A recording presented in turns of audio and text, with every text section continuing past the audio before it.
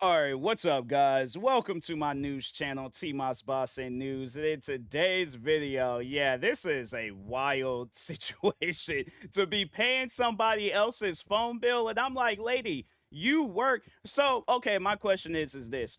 If you get a job at either AT&T, Verizon, T-Mobile, let's say if we take it back some years, Sprint, you had to pay even when you worked for these companies. Like, you had to pay. It wasn't like at a discounted price. But my thing is this: I would imagine that these companies, they, you know what, actually, you know what, no, bump all that, let's just look it up. Do AT&T workers yeah, get yeah, because if they get free phones, then that's even more so of a thing that AT&T employees often receive heavily discounted or free service and significant device perks, though they do not typically receive free personal phones outright for they got like a seven. I don't know. Like, for no reason, employees generally get 50% off wireless plans and accessories and may receive free or deeply discounted corporate devices.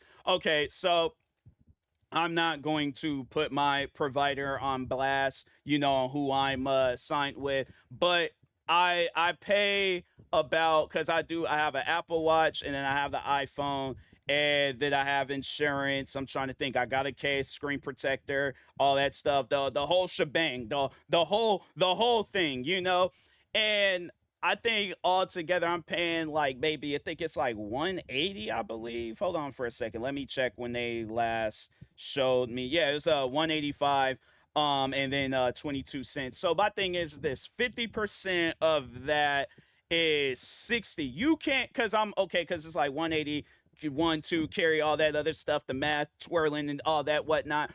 $60. All right. So I would imagine if she has the same thing where it's like she got the case, she got the iPhone, she got all these different things, you're not paying that much as an employee. So that's why I'm like, I'm confused. You would think my thing is this. I don't work for AT&T. I don't work for no cell phone. But I came close. I remember one time I was all like, I think I can work in here. I was like, I think I was getting me a new phone, and I was like, I think I can pull it off. I think I can work off of in here and stuff. And but no, I'm all like, cause I know it'll be cheaper and all that, like with the phone. But I'm like, fam, to scam your fan, she got fired. She got fired to scam your not fans, but the customers, and then you're trying to make it seem like they, oh, I don't know what's going on, and it's like, yeah, lady, you're just trying to keep your job. You know what's going on. But to me, I just find that just wild. It's like you're making. Let's just see how much like a sales rep at AT&T. How much does okay, hold on. How much does a sales rep make at AT&T? Okay, let's just see. Um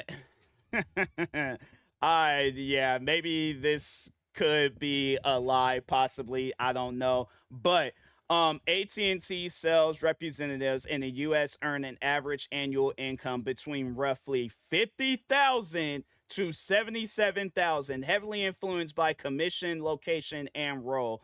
While base pay is often modest, total compensation for top performance can exceed $100,000 annually, with specialized roles sometimes earning higher amounts. Fam, if I'm making $50,000, I'm having multiple phones. I think my bill definitely would have been like, oh, you like AT&T. If I worked for them, they've been like, oh, congratulations, you now have the highest bill for AT&T. And I'm like, I'm holding on my phones. I'm like, dang, maybe I should get rid of this because I'm like, okay, I got my TikTok phone, I got my Instagram phone, I got my YouTube phone.